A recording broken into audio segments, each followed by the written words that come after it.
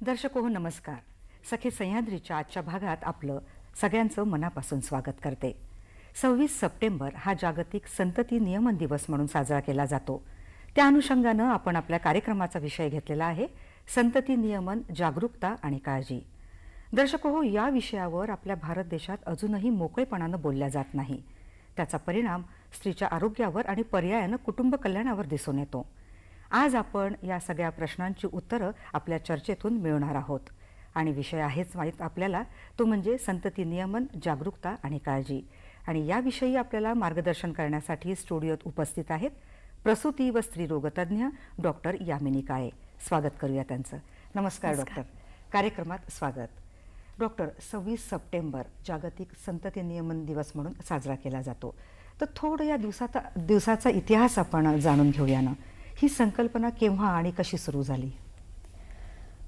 26 September दरवर्षी world contraception day म्हणून साजरा केला जातो. सन 2007 मध्ये 10 आंतरराष्ट्रीय कुटुंब नियोजन संस्था एकत्र आल्या. त्यांनी हा विषय घेतला, गर्भनिरोधन, कुटुंब नियोजन आणि लैंगिक अधिकार. ह्या तिन्ही गोष्टींचा अवेअरनेस म्हणजे जागरूकता कशी आपण पसरू शकतो ह्याच्यासाठी हा दिवस सुरू झाला आणि त्याच्यानंतर जगभर दरवर्षी साजरा केला जातो. बरं, याचा उद्देश काय सांगता येतील? ह्याचा उद्देश असा आहे की प्रत्येक प्रेग्नन्सी म्हणजे प्रत्येक गर्भधारणा ही एक हवीशी प्रेग्नन्सी पाहिजे, वॉन्टेड प्रेग्नन्सी. कुठलीही प्रेग्नन्सी नकोय अशी प्रेग्नन्सी नाही पाहिजे. प्रत्येक pregnancy bye choice, not by chance, हा त्यांचा मेन थीम होती पहिल्या वर्षी. आणि त्याच्यानंतर प्रत्येक वर्षी एक एक थीम वरती हा साजरा केला जातो. ह्याचा मेन उद्देश हाच आहे की ग्रामीण भागात आणि शहरात जागरूकता सगळ्यांना पाहिजे. कुटुंब नियोजनची, आपल्या गर्भनिरोधक पद्धती ज्या आहेत त्याच्याबद्दल आणि आपल्या अधिकारांबद्दल. तर ह्याच्यात सगळ्यात महत्त्वाचा पॉइंट हा आहे की जे गर्भनिरोधन पद्धती आहेत त्या का वापरल्या जात नाहीत. भारतात 2-3 मोठे प्रॉब्लेम आहेत. एक म्हणजे अवेअरनेस, जागरूकताच नाहीये किंवा माहिती नाहीये. दुसरी म्हणजे माहिती असेल तरी स्त्रीला स्वातंत्र्य नसतो वापरण्याचा. आणि तिसरं म्हणजे अवेलेबिलिटी, म्हणजे उपलब्धच नाहीये त्यांच्यापर्यंत. तर ह्या तिन्ही गोष्टी ह्याच्यात ह्या सगळ्या प्रॉब्लेम सॉल्व्ह होतील ह्या उद्देशाने हा दिवस साजरा केला जातो आणि भारतात ह्याचा खूप महत्त्व आहे. बरोबर. आणि मगाशी म्हटल्याप्रमाणेच की मोकळेपणानं हा विषय बोलला जात नाही आणि त्यानुसारही कदाचित त्याबद्दल प्रचार प्रसारही होत नसावा. पण आता या निमित्ताने आपण ही जी मुलाखत घेतोय तर अगदी सकारात्मकच विचार आता दर्शकांपर्यंत पोहोचतील आणि एक सकारात्मक पाऊल आपल्याही कार्यक्रमातून पुढे पडेल. नक्कीच. बरं, निसर्गाकडून स्त्रीला एक छान वरदान मिळालेलं आहे, ते म्हणजे मातृत्वाचं. सृष्टी सृजनाचं कार्य ती अगदी समर्थपणे पार पाडते आणि त्याला विज्ञानाची जोड लागलेली आहे. कुटुंब नियोजनाची वेगवेगळी साधनं तयार झालेली आहेत. तर ही साधनं कोणती, म्हणजे स्त्री पुरुषांची दोघांचीही? मी दोन्ही सांगते. स्त्री ची जी साधनं आहेत ते जास्ती आहेत. ते आम्ही जनरली 2 ग्रुपमध्ये डिवाइड करतो. एक म्हणजे तात्पुरते मेथड म्हणजे टेम्पररी मेथड जे परत करू शकतो आपण, आणि एक म्हणजे परमनंट जे आपण परत नाही करू शकत. तर जे टेम्पररी मेथड आहेत त्याच्यात एक म्हणजे कॅलेंडर मेथड किंवा रिदम मेथड म्हणतात त्याला. दुसरा म्हणजे बॅरियर मेथड. बॅरियर म्हणजे जेणेकरून शुक्राणू पोचतच नाही गर्भाशयापर्यंत. त्याच्यात वेगवेगळे प्रकार आहेत. एक म्हणजे खूप कॉमनली युज्ड कॉन्डम, दुसरं म्हणजे डायफ्रॅम, तिसरं म्हणजे एक सर्वायकल स्पंज म्हणून येतं पण हे एवढे वापरले जात नाहीत. कॉन्डम हे खूप इझिली अवेलेबल आहे, कॉमन आहे, स्वस्त आहेत, त्यामुळे जास्ती वापरलेले जातात. तिसरं मेथड आहे ओरल कॉन्ट्रासेप्शन. ओरल म्हणजे जे आपण तोंडानी गोळ्या घेतो. गोळ्या पण वेगवेगळ्या प्रकारच्या आहेत.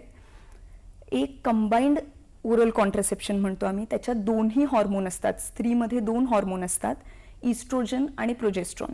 ह्या दोन्ही हॉर्मोनचा वापर केलेला जातो गोळ्यांमध्ये. एकच गोळी असते ज्याच्यात दोन्ही हॉर्मोन आहेत. बरं. दुसरी एक गोळी असते ज्याच्यात एकच हॉर्मोन असतो, प्रोजेस्ट्रॉन. तर ही वेगळ्या प्रकारची टॅबलेट आहे. पण ह्या टॅबलेट गोळ्या ज्या आहेत त्याचे यूज सेम आहे, त्याचे मेथड पण सेम आहे. तिसरं म्हणजे एक नॉन हॉर्मोनल गोळी आहे. ती गोळी रोज घ्यायची गरज नसते, ती आठवड्यातून एकदा घेता येते. तर हे ओरल कॉन्ट्रासेप्शन झाले.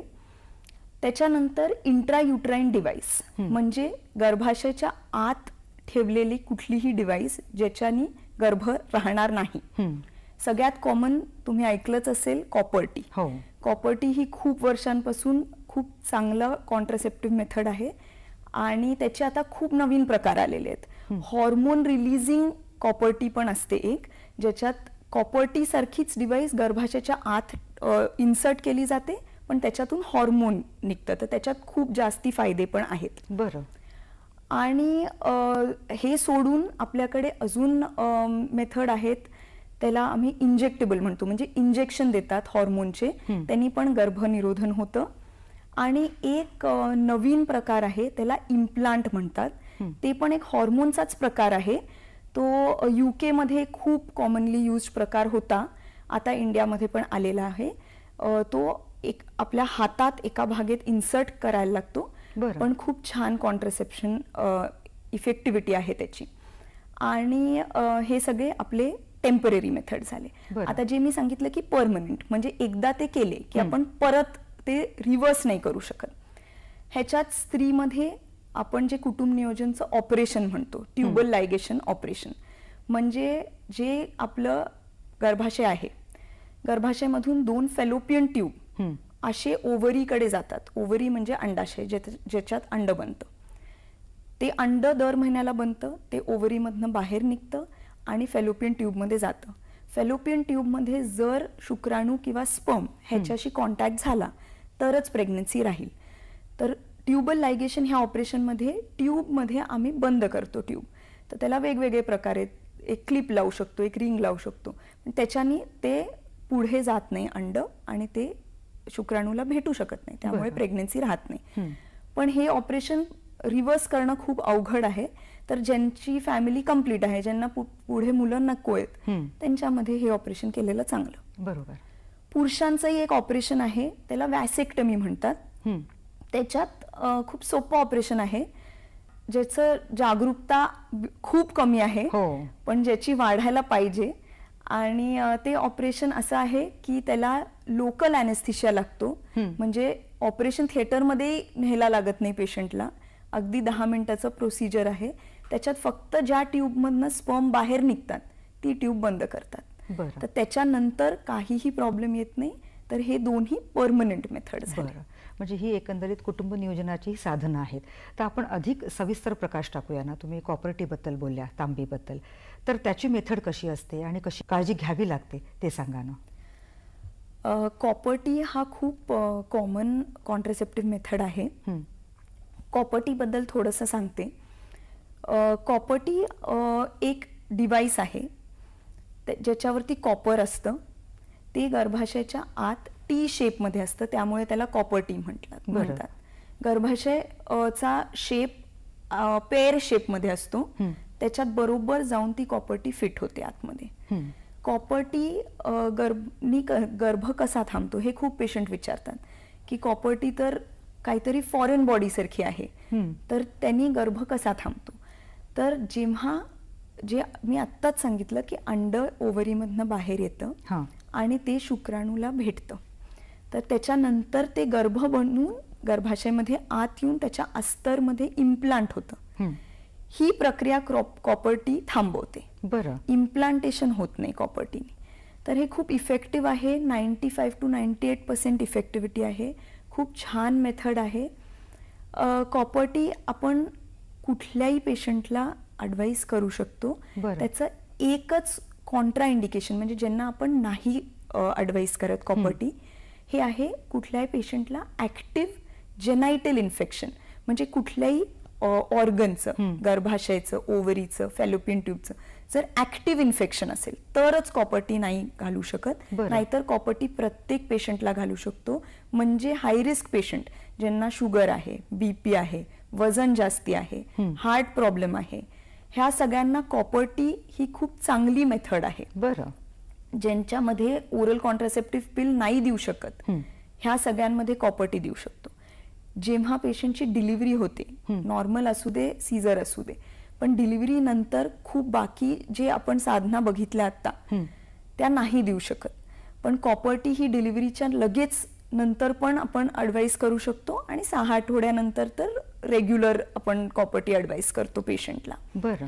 कॉपर्टी आपण पाळीच्या 4थ्या, 5व्या, 6व्या दिवशी म्हणजे पाळी येऊन गेल्यानंतर इन्सर्ट करतो. ह्याच्यासाठी की आपण शुअर राहतो की प्रेग्नन्सी नाहीये आणि दुसरं म्हणजे इन्सर्ट करायला खूप सोपं आहे. बरं.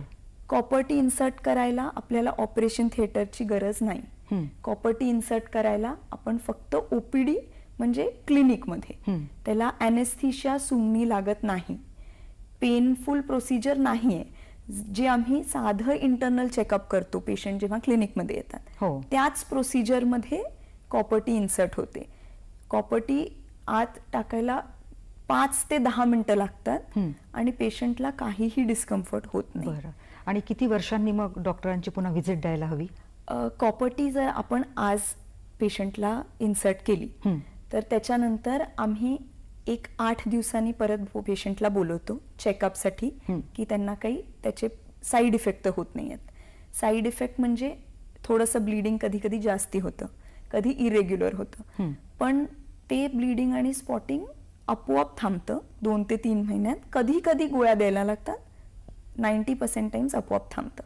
त्याच्यानंतर आम्ही 1 महिन्यानी पुढच्या पिरियड नंतर बोलवतो. बरं. कारण कॉपर्टी जेव्हा आत जाते त्याचे थ्रेड थोडेसे बाहेर असतात, त्यांनी काही त्रास होत नाही, पेशंटला ते फील पण होत नाही, संबंध ठेवताना काहीही त्रास होत नाही, पण ते आम्हाला चेक करायला लागतं की कॉपर्टी बरोबर जागेत आहे पिरियडच्या नंतर. बरोबर. आणि त्याच्यानंतर एकदा 6 महिन्यांनी, 6 महिन्यात जर कॉपर्टी व्यवस्थित असेल तर त्याच्यानंतर 1 वर्षांनी आलं तरी काही हरकत नाही.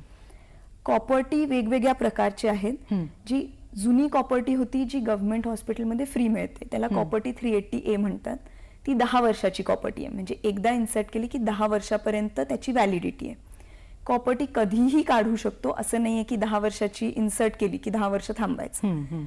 जर पेशंटला पुढचं बाळ प्लॅन करायचं आहे किंवा पेशंटला त्याचा खूप त्रास होतोय, असं खूप कमी होतं, 100तून 1 पेशंटला होतं, तर ते कधीही ओपीडीत येऊन 1 मिनिटात कॉपर्टी काढू शकतो. बरोबर. आता जी नवीन कॉपर्टी आली त्याला मल्टीलोड म्हणतात.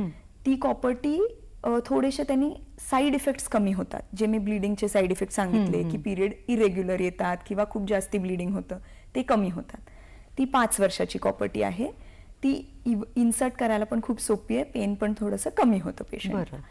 आणि एक हॉर्मोन रिलीजिंग कॉपर्टी आहे, म्हणजे ते गर्भाशयामधली डिव्हाइस आहे, कॉपर्टी नाही म्हणू त्याला, हॉर्मोन रिलीजिंग आहे, कारण त्याच्यातून प्रोजेस्ट्रॉन हॉर्मोन रोज थोड्या थोड्या क्वांटिटीमध्ये निघतो, त्यामुळे रोजची गोळी घेणं हा प्रकार टाळतो. बरं. ही UK मध्ये फर्स्ट लाईन कॉन्ट्रासेप्टिव्ह डिव्हाइस आहे. आपल्याकडे त्याची आत्ता ऍक्सेप्टेबिलिटी यायला लागली, पण खूप छान डिव्हाइस आहे.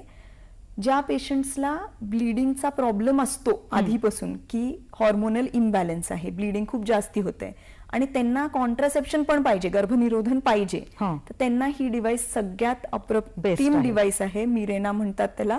ती 5 वर्षाची असते, ओपीडीतच इन्सर्ट करतो, पण त्याच्यातून हॉर्मोन रिलीज होतो, तर पिरियड्स रेग्युलर पण होतात, ब्लिडिंग कमी होतं आणि 5 वर्षापर्यंत गर्भानिरोधन. खात्रीशीर असा हा उपाय आहे.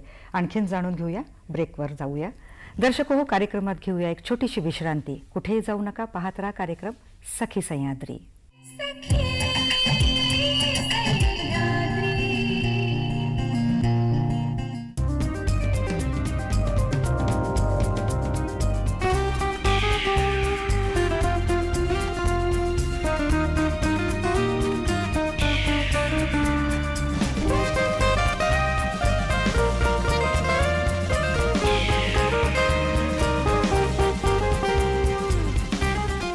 चला पर्यटनाला. प्रसारण दर सोमवारी रात्री 8 वाजता आणि पुनः प्रसारण बुधवारी सकाळी 10:30 वाजता आणि दुपारी 2 वाजता.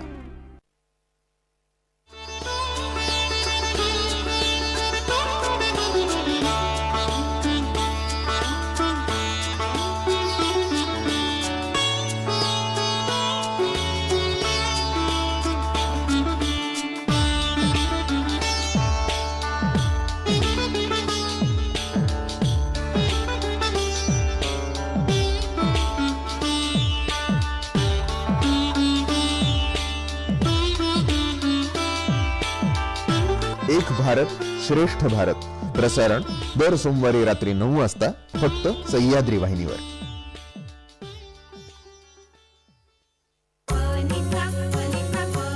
रुचिराचा प्रत्येक पदार्थ, प्रत्येक पदार्थाची चवच न्यारी.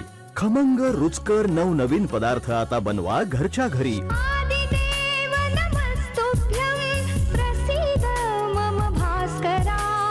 अन्नपूर्णा नमस्तुभ्यं प्रसीद मम रुचिरा. रुचिरा पाहायला विसरू नका दूरदर्शनच्या सह्याद्री वाहिनीवर. रुचिरा. सखी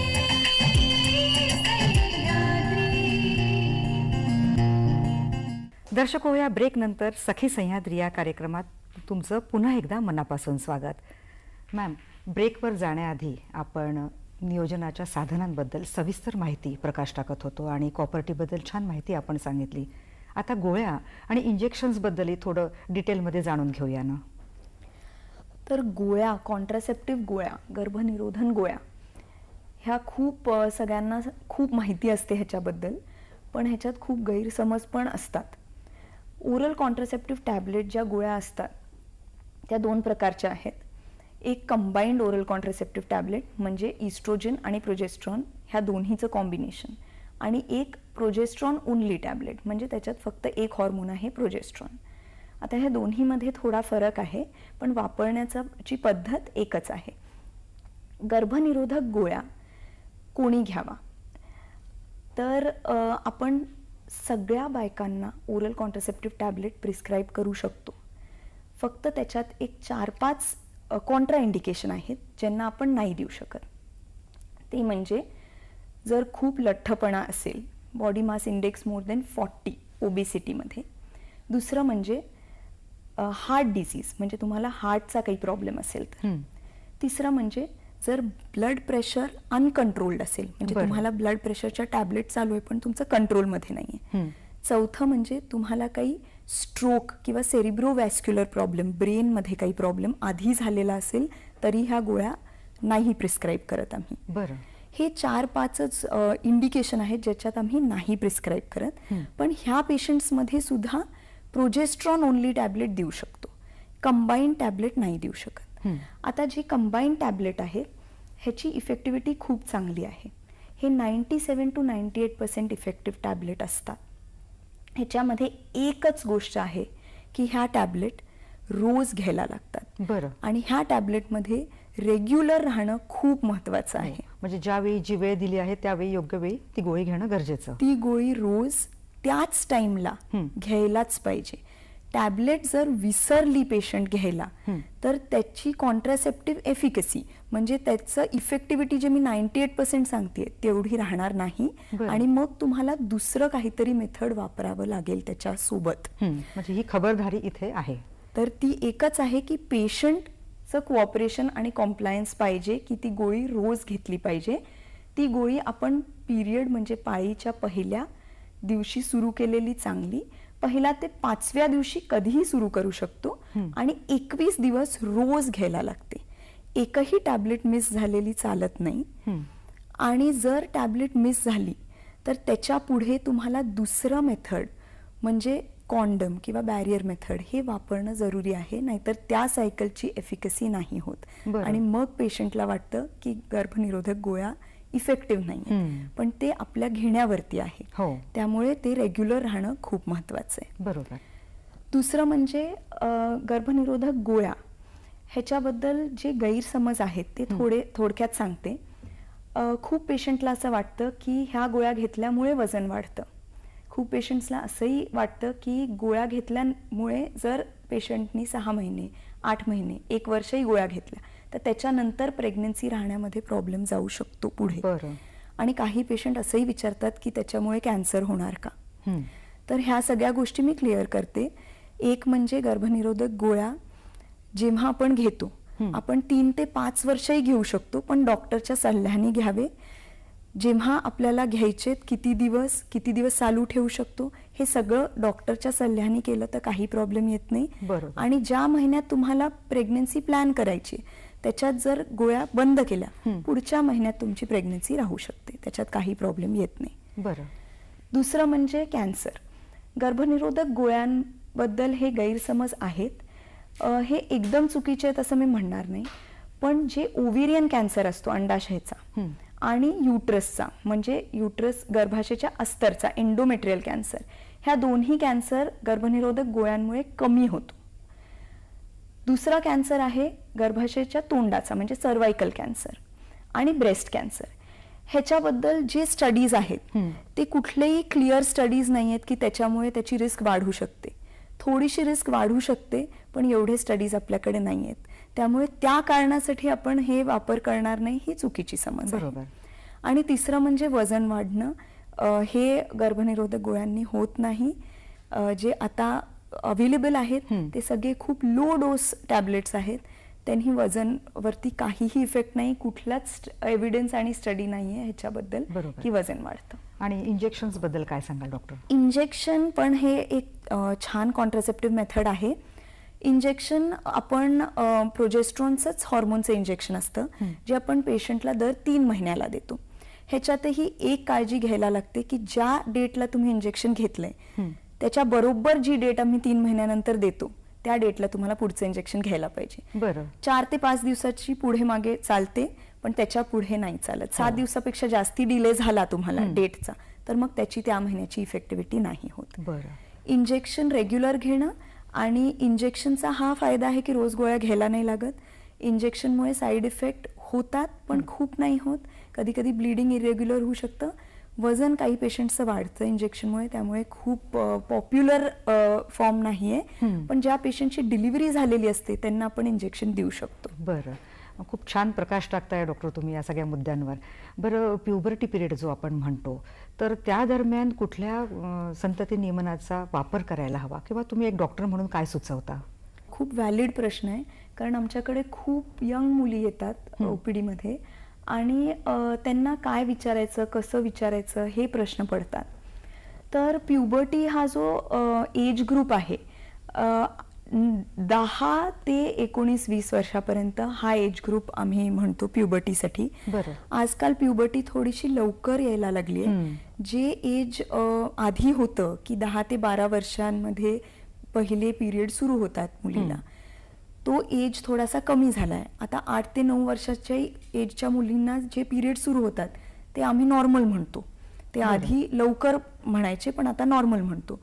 हे सगळ्या गोष्टी ह्या ज्या होत आहेत ते वेस्टर्न वर्ल्डमध्ये जास्त करून अमेरिकेमध्ये हे खूप वर्षांपासून आहे की मुलींना लठ्ठपणा जास्ती आहे, पिरियड्स लवकर येतात, पिरियड इरेग्युलर येतात. त्या सगळ्या गोष्टी आता भारतात आल्या आहेत आणि ही खूप काही चांगली गोष्ट नाही आहे, पण आता जे आहे ते आपल्याला फेस करायला लागतं. हे लाईफस्टाईल चेंजेसमुळे आहे. डाएट खूप हेल्दी नसतं, जंक फूड भरपूर खातात. ह्या एज ग्रुपच्या मुली हॉस्टेलमध्ये राहतात, सेडेंटरी लाईफस्टाईल, त्यांना एक्सरसाइज करायला वेळ नसतो किंवा एक्सरसाइज करण्याची इच्छाही नसते आणि एवढे ऍक्टिव्ह नाही राहत. त्यामुळे हे सगळे चेंजेस आलेले आहेत. पण ह्या सगळ्या चेंजेसमुळे त्यांच्या पुढच्या रिप्रोडक्टिव्ह लाईफमध्ये त्याचा प्रॉब्लेम येतो. बरोबर. तर प्युबर्टीवाले एजचे मुली जे येतात त्यांना ही जागरूकता खूप महत्वाची आहे की तुम्हाला कॉन्ट्रासेप्शन अवेअरनेस हा पाहिजे. कॉन्ट्रासेप्टिव्ह मेथड्स सेफ आहेत ह्या एज ग्रुपमध्ये. असं नाही आहे की कॉन्ट्रासेप्शन लहान मुलींनी नाही घ्यायला पाहिजे. इनफॅक्ट सेक्शुअली ॲक्टिव्ह जर आहेत प्युबर्टीच्या एजच्या मुली तर त्यांनी डेफिनेटली कॉन्ट्रासेप्शन वापरायला पाहिजे. तर काय वापरायला पाहिजे, तर यंग मुलींमध्ये पण आपण ओरल कॉन्ट्रासेप्शन टॅबलेट देऊ शकतो जे आपण आता डिस्कस केले, पण त्याचा डोस थोडासा कमी असतो तर ते डॉक्टरच्या सल्ल्याने आपण देऊ शकतो. ज्यांना प्रेग्नन्सी राहिलेली नाहीये त्यांनाही आपण कॉपर-टी ॲडवाईस करू शकतो. असं नाही आहे की नाही देऊ शकत. थोडी त्याची ॲक्सेप्टेबिलिटी कमी आहे, पण आम्ही डिसाईड करतो पेशंटचं वय, वजन, बाकी सगळे फॅक्टर बघून की आपण त्यांना ॲडवाईस करू शकतो की नाही. बरं. नाहीतर बॅरियर मेथड, कॉन्डम हे इझिली अवेलेबल, स्वस्त, हे तरी नक्की हो. वापरलं पाहिजे. आणखीन पुढे जाणून घेऊया, पण ब्रेकची वेळ झालेली आहे. दर्शको हो, कुटुंब नियोजन मानवी समाज व्यवस्थेला मिळालेलं एक वरदान कसं, पुढे जाणून घेऊया, पण ब्रेक नंतर. भेटूया लगेचच. सखी सह्याद्री.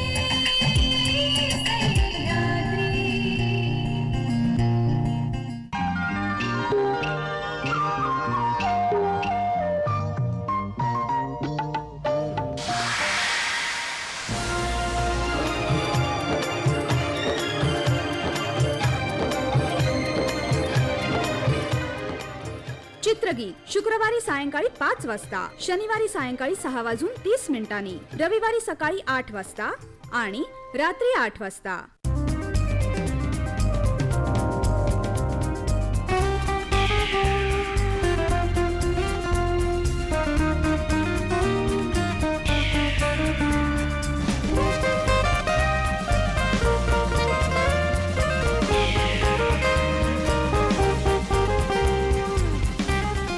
चला पर्यटनाला.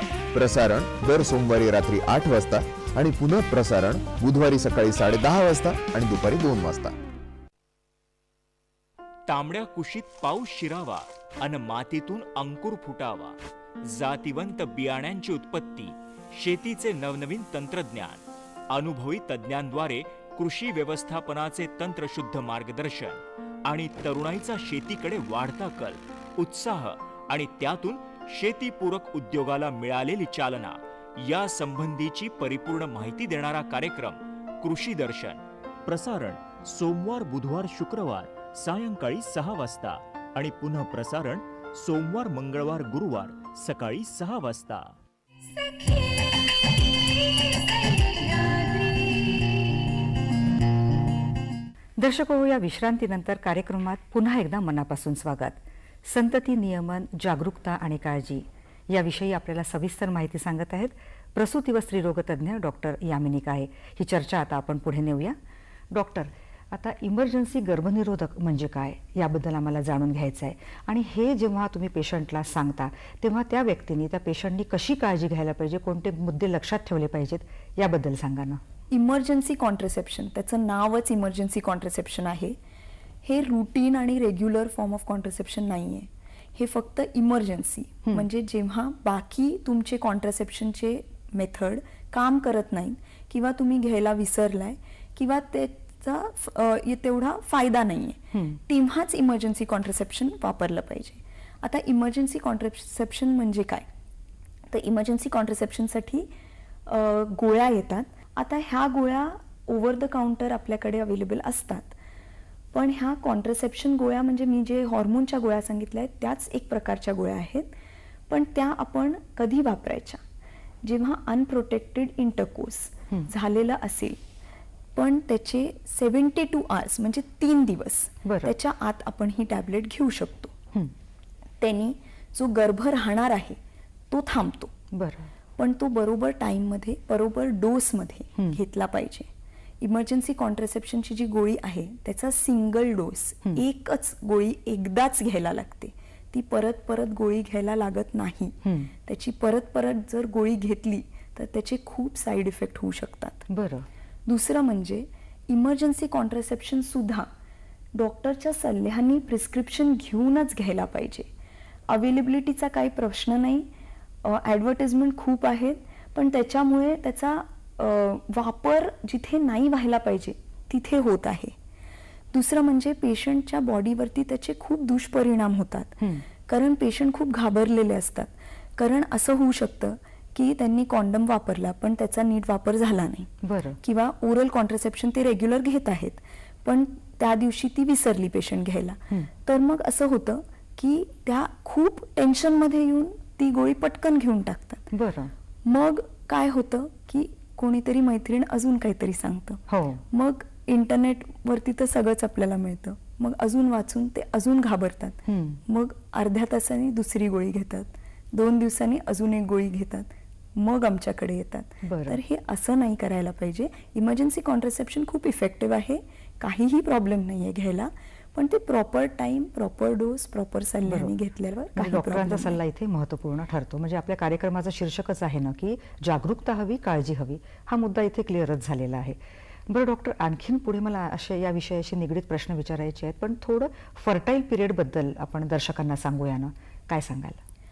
फर्टाईल पिरियड म्हणजे जेव्हा प्रेग्नन्सी राहण्याचे चान्सेस सगळ्यात जास्ती आहेत. तर मी एकदम सुरुवातीला सांगितलं की एक रिदम मेथड किंवा कॅलेंडर मेथड असं एक कॉन्ट्रासेप्शन मेथड आहे. तर फर्टाईल पिरियड म्हणजे नेमकं काय? तर दर महिन्याला स्त्रीच्या ओव्हरीमधनं किंवा अंडाशयमधनं अंड बनतं. जेव्हा ते स्त्रीबीज बनतं, 2 ओव्हरी असतात, तर प्रत्येक महिन्यात कुठल्याही एका अंडाशयमधनं अंड बनतं. ते अंड हळूहळू मोठं होतं. तर जेव्हा ते मोठं होतं, ज्या बाईला पिरियड रेग्युलर येत आहेत, हा खूप महत्त्वाचा पॉईंट आहे ह्याच्यात. 28 किंवा 30 डेज जेव्हा पिरियड रेग्युलर येत आहेत, तेव्हा हे स्त्रीबीज फुटण्याचा जो कार्य असतो, ओव्ह्युलेशन म्हणतो आम्ही त्याला, ते 14व्या दिवशी होतं. बरं. पण ते एकदम एक्झॅक्ट 14वा दिवस असं कधीच नसतो. त्याची रेंज असते. रेंज जर आपण घेतली तर साधारण 10व्या ते 20व्या दिवशीपर्यंत कधीही होऊ शकतं. ज्या स्त्रीला रेग्युलर पाळ्या येत आहेत, ज्या स्त्रीला पिरियड रेग्युलर येत नाहीयेत, हे मेथड वापरू शकत नाही आणि हे फर्टाईल पिरियड कॅल्क्युलेट पण नाही करू शकत. हो. तर फर्टाईल पिरियड म्हणजे काय की ते 10 दिवसात प्रेग्नन्सी राहण्याचे सगळ्यात जास्ती चान्सेस आहेत. हो. तर जे कपल्स प्रेग्नन्सी प्लॅन करतायत, आम्ही त्यांना हे फर्टाईल पिरियड समजून सांगतो की ह्या पिरियडमध्ये त्यांनी जर इंटरकोर्स केला, संबंध आला, तरच प्रेग्नन्सी राहण्याचे जास्ती चान्सेस हो. आहेत. तर रिदम मेथड म्हणजे ह्याचं एक्झॅक्ट उलटं की ह्या फर्टाईल पिरियड सोडून तुम्ही पहिले 10 दिवस किंवा शेवटचे 10 दिवस तेव्हा संबंध ठेवला, तर तेव्हा प्रेग्नन्सी राहण्याचे चान्सेस कमी. पण जसं मी म्हटलं, हे पिरियडच्या रेग्युलॅरिटीवरती आहे, एक्झॅक्ट आपण कॅल्क्युलेट नाही करू शकत, त्यामुळे ह्या मेथडचे फेलियर रेट्स थोडेसे जास्त बरोबर. आहेत. म्हणजे स्त्रीनी स्वतःचंही आत्मपरीक्षण करायला पाहिजे की बा आपलं कशी सायकल आहे. रेग्युलर असेल तर डॉक्टरांच्या सल्ल्याने ती रेग्युलर करून घ्यावी. आणि आपण काही बारीक सारीक गोष्टींची कशी नोंद करून ठेवतो घरच्या कॅलेंडरवर किंवा छोटी एक पर्समध्ये डायरी असते त्याच्यात, तर त्याच्यावरही महिन्याच्या पिरियडची डेटसुद्धा मार्क करून घ्यायला हवी. म्हणजे तिला हे सगळं सोपं जाईल आहे. खूप छान माहिती अगदी सांगताय बरोबर. डॉक्टर तुम्ही. बरं, एका स्त्रीला बाळ झाल्यानंतर त्या गर्भवती स्त्रीनी कशी काळजी घ्यायला पाहिजे? म्हणजे कुठल्या साधनांचा वापर करायला हवा? काय सांगाल? आता एक बाळ जर झालं असेल, नॉर्मल डिलिव्हरी किंवा सिझेरियन, ह्या दोन्हीमध्ये काही फरक नाही आहे कुटुंब नियोजन संबंधी. तर जे गर्भनिरोधक पद्धती नॉर्मल डिलिव्हरीवाली बाई वापरू शकते, तीच स्त्री सीझरवाली पण वापरू शकते. त्याच्यात बरं. काही फरक नाही आहे. दोन्ही सिच्युएशनमध्ये आपल्याला हे समजून घेणं खूप गरजेचं आहे की जेव्हा स्त्री डिलिव्हर होते, तेव्हा बॉडीमध्ये खूप हॉर्मोनल चेंजेस होतात. ब्रेस्ट फीडिंग हा खूप मोठा हॉर्मोनल चेंज आहे एका स्त्रीच्या जीवनात. हो. आणि ते ब्रेस्ट फीडिंग कमीत कमी 6 महिने ते 1 वर्ष, कधी कधी 1.5 वर्षापर्यंत पण ब्रेस्ट फीडिंग केलेलं खरं चांगलं. तर तेव्हा खूप स्त्रियांना पिरियड येत नाही, मासिक पाळी येत नाही, आणि हे नॉर्मल असतं. जे खूप रेग्युलर ब्रेस्ट फीडिंग करतात त्यांना 6-8 महिने पण पाळी आली नाही तर हे नॉर्मल असतं. ह्याला आम्ही लॅक्टेशनल अमेनोरिया म्हणतो, म्हणजे पिरियड नाही येत फीडिंगच्या टाइमला. तर तेव्हा प्रेग्नन्सी राहणार नाही असा गैरसमज असतो. बरोबर. पण हे असल्यातला प्रकार नाहीये, कारण जे बाकी शरीरातले हॉर्मोन आहेत ते ऍक्टिव्ह होतात, पण जो ब्रेस्ट फीडिंगचा हॉर्मोन आहे तो खूप ऍक्टिव्ह असल्यामुळे पाळी येत नसते. बरं. तर ह्या पिरियडमध्ये कॉन्ट्रासेप्शन यूज करणं खूप गरजेचं आहे. नाहीतर पेशंट 3 महिन्यात 4 महिन्यात प्रेग्नन्सी टेस्ट पॉझिटिव्ह घेऊन खूप वेळा येतात. बरं. आता त्यांनी काय प्रकार यूज करू शकतात ते, तर एक म्हणजे कॉपर्टी, जे मी ऑलरेडी सांगितलंय. हो. ते पोस्टपार्टम कॉपर्टी म्हणून एक प्रकार आहे, जे डिलिव्हरी नंतर इमिजिएटली आपण इन्सर्ट करू शकतो. नॉर्मल डिलिव्हरी झाल्या झाल्या जेव्हा वार बाहेर निघते, म्हणजे प्लॅसेंटा, त्याच्यानंतर एक कॉपर्टी आम्ही इन्सर्ट करतो, आणि ती सेम कॉपर्टी आहे, पण ती इमिजिएट डिलिव्हरी नंतर इन्सर्ट होते आणि ते पेशंटला खूप फायदेशीर राहतं. बरं. दुसरं म्हणजे सीझरमध्येही करू शकतो. सीझरमध्ये बेबी डिलिव्हर झाल्यानंतर प्लॅसेंटा डिलिव्हर होतो आणि कॉपर्टी इन्सर्ट करू शकतो. नंतर जर त्यांना इमिजिएटली नसेल करायचं, काही पेशंट्सला भीती वाटते की डिलिव्हरी झाल्यानंतर लगेच नको, हो. तर 6 आठवड्याने आला पहिल्या पिरियड नंतर किंवा पिरियड आलेली नसेल तरी 6 आठवड्यानंतर आपण कॉपर्टी इन्सर्ट करू शकतो आणि ते 5 वर्ष किंवा 10 वर्षाची कुठलीही वापरू शकतो. टॅबलेट्स पण घेऊ शकतो. फक्त जे ओरल कंबाईंड पिल्स आहे ते आपण देत नाही 6 आठवड्यांपर्यंत. आपण प्रोजेस्ट्रॉन ओनली टॅबलेट देऊ शकतो, ज्याच्यात फक्त प्रोजेस्ट्रॉन हॉर्मोन आहे. अगदी सेफ आहे, काही प्रॉब्लेम येत नाही. तिसरं म्हणजे इंजेक्शन, जे DMPA इंजेक्शन मी तुम्हाला सांगितले, त्याच्यात हॉर्मोन आहे, ते पण आपण डिलिव्हरी नंतर सेफली देऊ शकतो, काही प्रॉब्लेम. म्हणजे पायी आलेली नाही आणि स्तनपानही सुरू आहे तोपर्यंत, किंवा मला आता गर्भधारणा राहणारच नाही, हा जो एक संभ्रम आहे तो तुम्ही इथे मुद्दा क्लिअर केलेला आहे. इथेही काळजी घेणं गरजेचं आहे. डॉक्टर, ब्रेकची वेळ झालेली आहे. दर्शको, कार्यक्रमात घेऊया एक छोटासा ब्रेक. कुठेही जाऊ नका, पाहत राहा कार्यक्रम सखी सह्याद्री. सखी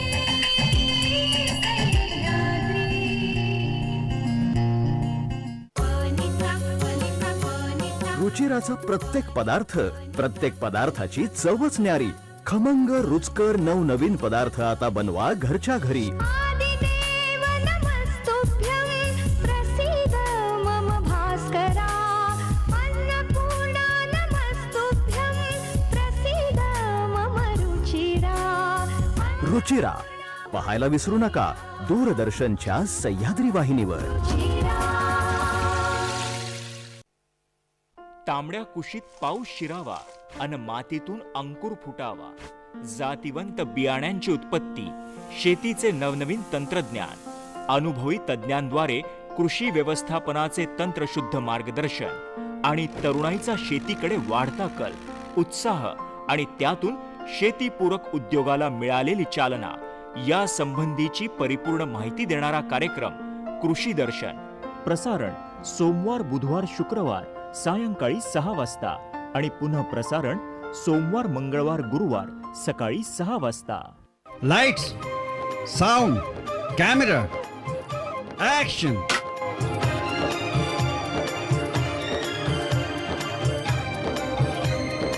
तराने पुराणे सोमवार ते शुक्रवार सकाळी 8 वाजता, सोमवार ते गुरुवार सायंकाळी 5 वाजता आणि रात्रो 10:30 सखी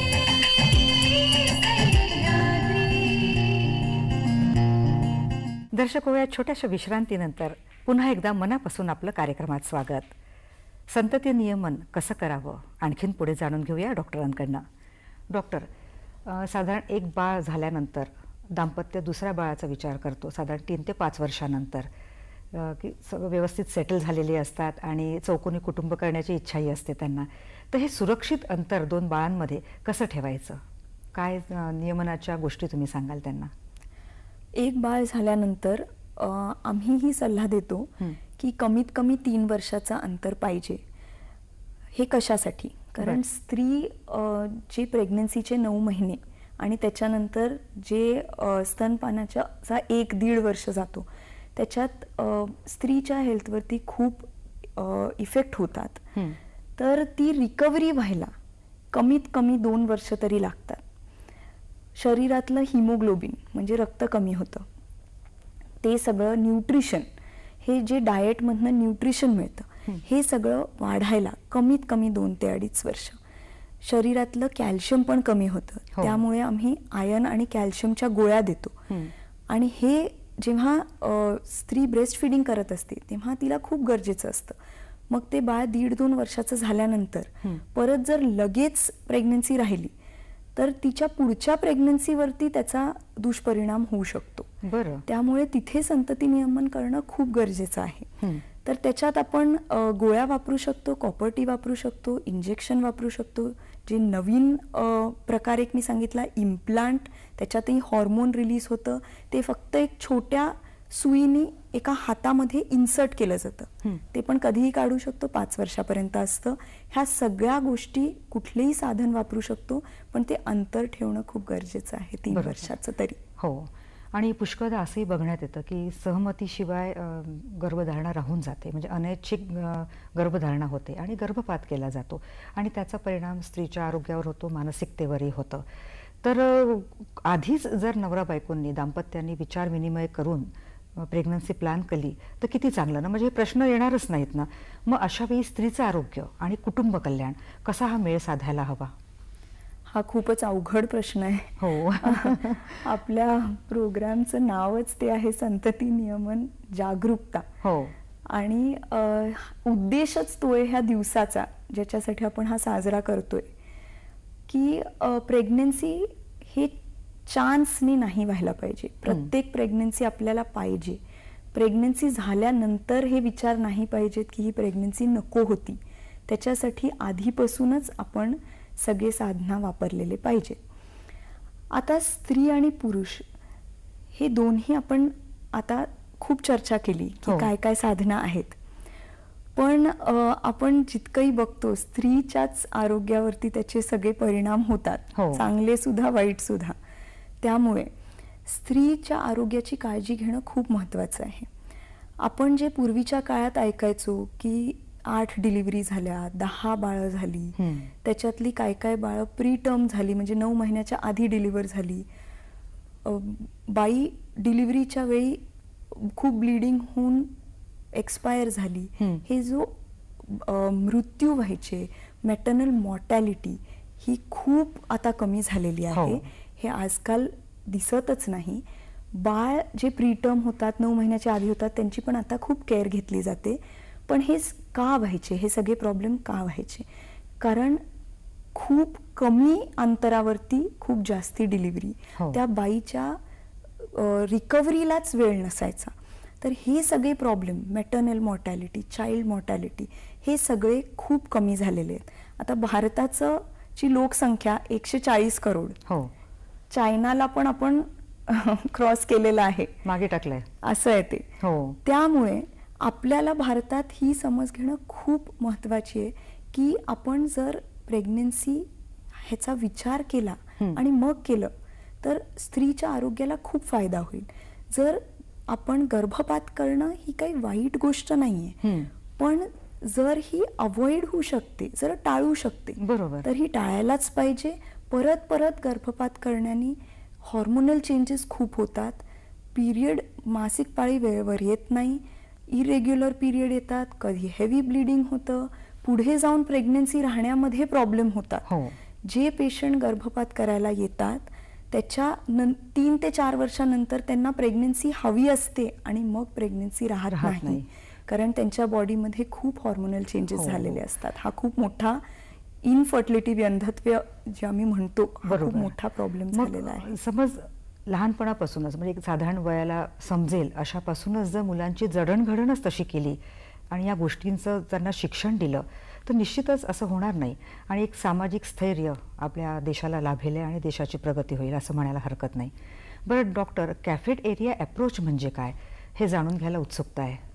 कॅफेटेरिया अप्रोच म्हणजे आत्ता आपण जे सगळे साधना बोललो आहोत की स्त्रीचे, पुरुष काय काय वापरू शकतो कुटुंब नियोजनसाठी, गर्भनिरोधनसाठी, ते सगळे आम्ही जेव्हा पेशंट येतात तेव्हा सगळं पेशंटची पूर्ण हिस्ट्री घेतो.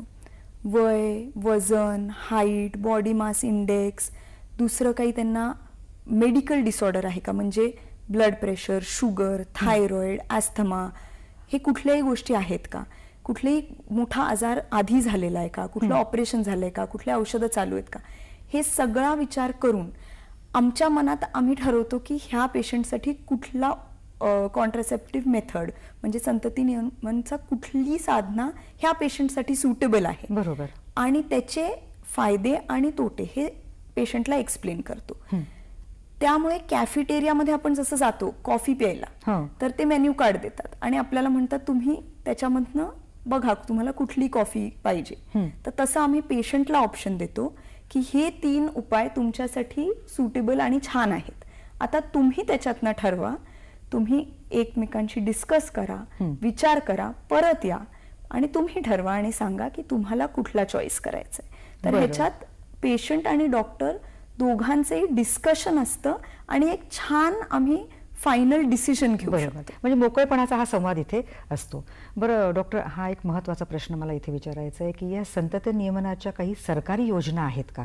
कारण त्याही हायलाईट होणं गरजेचं आहे, म्हणजे त्याचा लाभ घेता येईल. सरकार खूप काम करते. फॅमिली प्लॅनिंग, कुटुंब नियोजन ह्याच्यावरती खूप काम चालू आहे.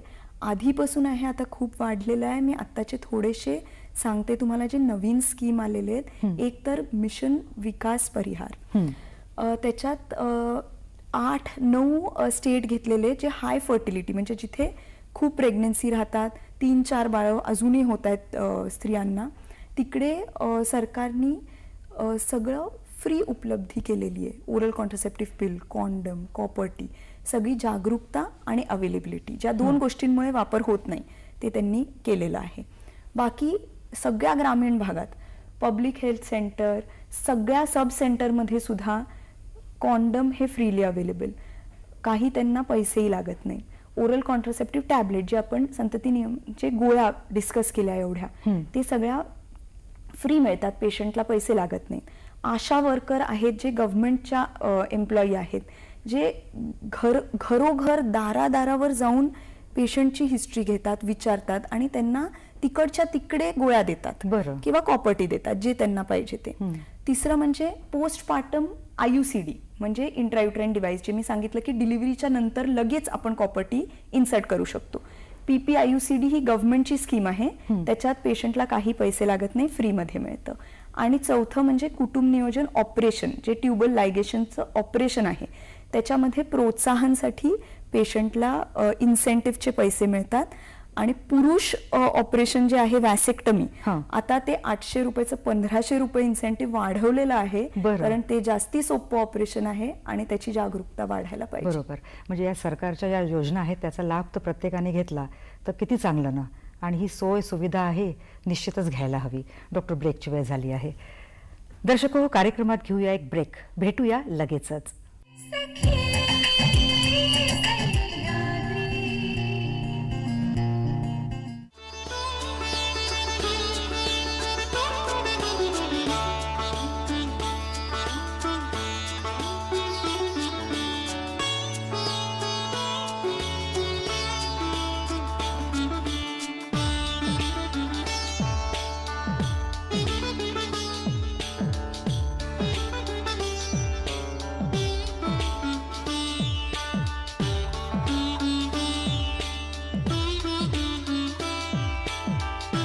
एक भारत श्रेष्ठ भारत प्रसारण दर सोमवारी रात्री 9 वाजता फक्त सह्याद्री वाहिनीवर.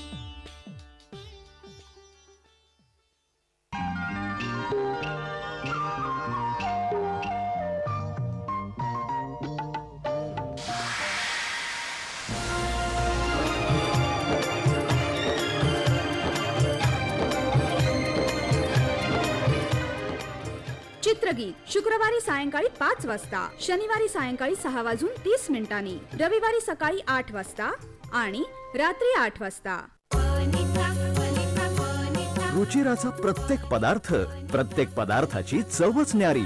खमंग रुचकर नवनवीन पदार्थ आता बनवा घरच्या घरी. आदिदेव नमस्तुभ्यं प्रसीद मम भास्करा.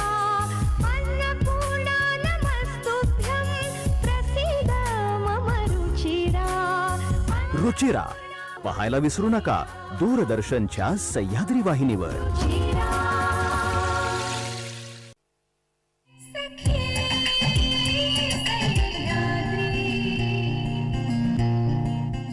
दर्शको, या छोट्याशा ब्रेकनंतर कार्यक्रमात पुन्हा एकदा स्वागत. कुटुंब नियोजन, आणखीन काय महत्त्वपूर्ण मुद्दे आहेत या विषयाची जाता जाता आता प्रकाश टाकूया. डॉक्टर, आणखीन एक हा महत्त्वाचा प्रश्न आहे. आता या जाता जाताच्या या 5 मिनिटाच्या सेशनमध्ये हे आपण कंप्लीट करूया की तसं पाहिलं तर स्त्रियांना अनेक साधनं आहेत संतती नियमनासाठी. पुरुषांचं हे एक जे शस्त्रक्रिया आहे एक प्रकार आहे, तर ते सोपं आहे, पण पुरुष शस्त्रक्रियेसाठी म्हणावं तसे पुढे येत नाहीत. तर यासाठी काही सरकार महत्त्वपूर्ण पावलं उचलते आहे का? जे पुरुषांचं जे ऑपरेशन आहे त्याला आम्ही वॅसेक्टमी म्हणतो. त्याला आता जी नवीन टेक्निक आलेली आहे त्याला नो स्कॅल्पेल वॅसेक्टमी असं म्हणतात. नो स्कॅल्पेल म्हणजे त्याला कट घ्यायची गरज नाही आहे. ते ऑपरेशन 10 मिनिटात होतं, बिना ॲनेस्थेशिया, सुंगणी लागत नाही. ते फक्त आपल्याला जसं ब्लड सॅम्पल घ्यायला एक निडलचं टोचतात तेवढाच एक प्रिक असतो आणि तेवढ्यात ते ऑपरेशन पूर्ण होतं. ते स्त्रीच्या ऑपरेशनपेक्षा सोपं आहे आणि तेवढंच इफेक्टिव्ह आहे.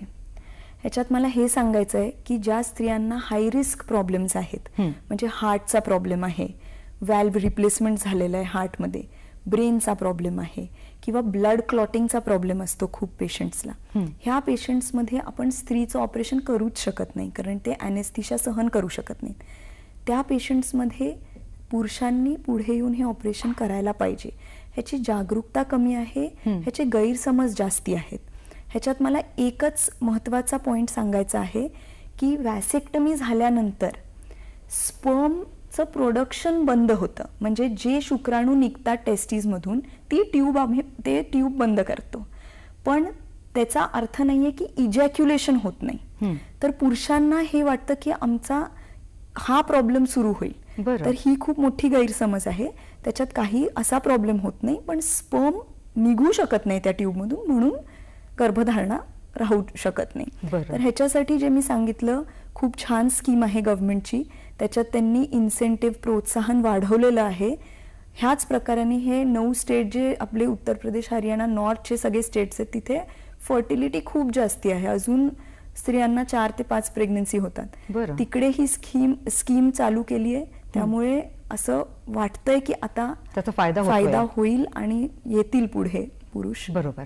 बरं, शाळा आणि महाविद्यालयीन स्तरावर त्या विद्यार्थ्यांना फॅमिली प्लॅनिंग एज्युकेशन म्हणा किंवा फॅमिली लाईफ एज्युकेशन याच्याबद्दल माहिती देणं गरजेचं आहे, म्हणजे लैंगिक खबरदारी, लैंगिक संरक्षण. तर तुम्ही आता अनेक NGOच्या मार्फत छान सेवा करता, समाजकार्य करता, तर तिथे काही उपक्रम राबवता का आपण? हो, आम्ही भरपूर काम करतो.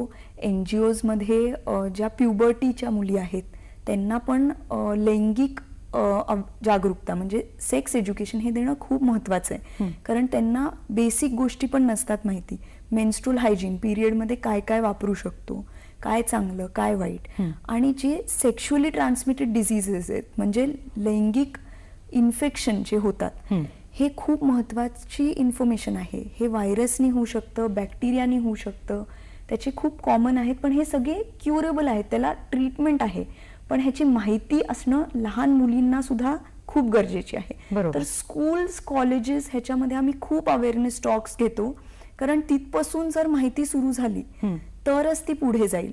आणि ओपनली बोलणं ही खूप काळाची गरज आहे असं म्हणायला हरकत नाही. आणि आजकाल सगळी इन्फॉर्मेशन ह्या मुलांना खूप इझिली मिळते, जी खूप चांगली गोष्ट आहे. त्याची चांगल्या प्रकाराने जर उपयोग केला तर फॅमिलीमध्ये सुद्धा मोठी बहीण असेल, कोणी मोठी चुलत बहीण असेल, तर त्यांनी तेवढी रिस्पॉन्सिबिलिटी घ्यायला पाहिजे की छोट्या बहिणीला समजवायचं. घरातल्या घरात, प्रत्येक घरात जर सुरू झालं तरच ती जागरूकता पसरू शकते. बरोबर. बरं डॉक्टर, हाही एक महत्त्वाचा प्रश्न आहे. तसं पाहिलं तर हा विषयही महत्त्वाचा आहे, प्रत्येक प्रश्नच महत्त्वाचा आहे, पण मला आणखीन एक हा महत्त्वाचा वाटतो की नीट काळजी न घेता जर शरीर संबंध ठेवलेत तर काही रोग पसरू शकतात का? असे खूप रोग आहेत जे संबंधा थ्रू स्प्रेड होतात, म्हणजे सेक्शुअली ट्रान्समिटेड म्हणतो आपण त्याला. तर असे कॉमन HIV तर तुम्ही ऐकलं असेल, हेपॅटायटिस B हा पण एक खूप कॉमन सेक्शुअली ट्रान्समिटेड डिझीज आहे. पण ह्या सगळ्या इन्फेक्शन्सला, हे सगळे व्हायरल इन्फेक्शन आहेत, व्हायरसनी स्प्रेड होतात, पण त्याचा मोड ऑफ स्प्रेड सेक्शुअल ट्रान्समिशन आहे. तर संबंध ठेवण्यामुळे होतं ते. तर त्याच्यासाठी खूप इझी ट्रीटमेंट आहे, फक्त गोळ्या औषधांनी होतं, पण ते होऊ नये म्हणून आपण प्रिव्हेन्शन घ्यायला पाहिजे. तर ह्याच्यात मला सांगायचं आहे की कॉन्डम ही जी साधनं आहे त्यांनी कॉन्ट्रासेप्शन म्हणजे संतती नियमन तर होतच, पण सेक्शुअली ट्रान्समिटेड इन्फेक्शन पण कमी होतात. बरोबर.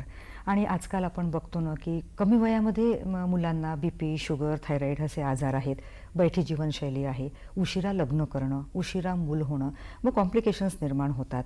आणि कुठेतरी व्यायामाचा अभाव आहे, लॅपटॉप सतत जवळ असतं, तर कुठेतरी जीवनशैली आपली परफेक्ट असायला हवी. तर यावर काय सांगाल आपण? ह्यावर एकच मला म्हणायचं आहे की लाईफस्टाईल मॉडिफिकेशन म्हणजे काय. आपलं खाणं पिणं व्यवस्थित पाहिजे, जंक फूड कमी खायला पाहिजे, शुगर इनटेक जे आपण गोड पदार्थ खातो, सगळ्यांनाच गोड आवडतं, पण गोड शुगर बॉडीसाठी चांगली नाही आहे. प्रोटीन इनटेक वाढवायला पाहिजे, कार्बोहायड्रेट इनटेक कमी करायला पाहिजे. हेल्दी डाएट खूप सोपी गोष्ट आहे. घरचं नॉर्मल जेवण आपले आजी आजोबा खात आहेत आणि त्यांना अजूनही काही प्रॉब्लेम होत नाही. हो. आणि एक्सरसाइज डेली 30 ते 45 मिनिट एक्सरसाइज हे मस्ट आहे कुठल्याही एज ग्रुपसाठी. ह्या दोन्ही गोष्टी केल्या तर काही तर प्रॉब्लेम येत जाता जाता काय मेसेज द्याल? हा एकच इम्पॉर्टंट मेसेज मला द्यायचा आहे की प्रत्येक गर्भधारणा ही हवीशी पाहिजे, नको अशी एकही प्रेग्नन्सी नाही पाहिजे. बरोबर.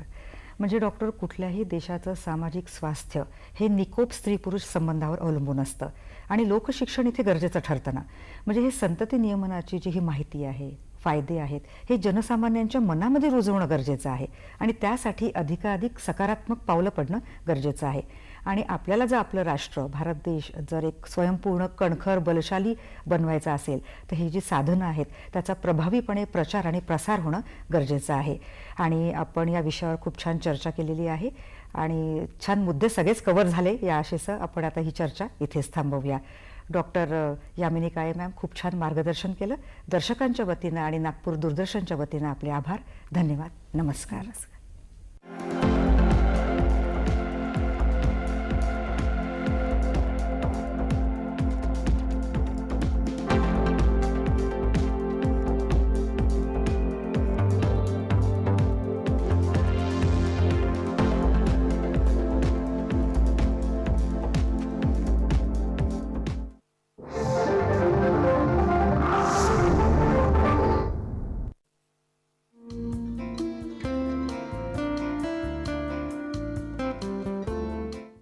स्वराज्यामध्ये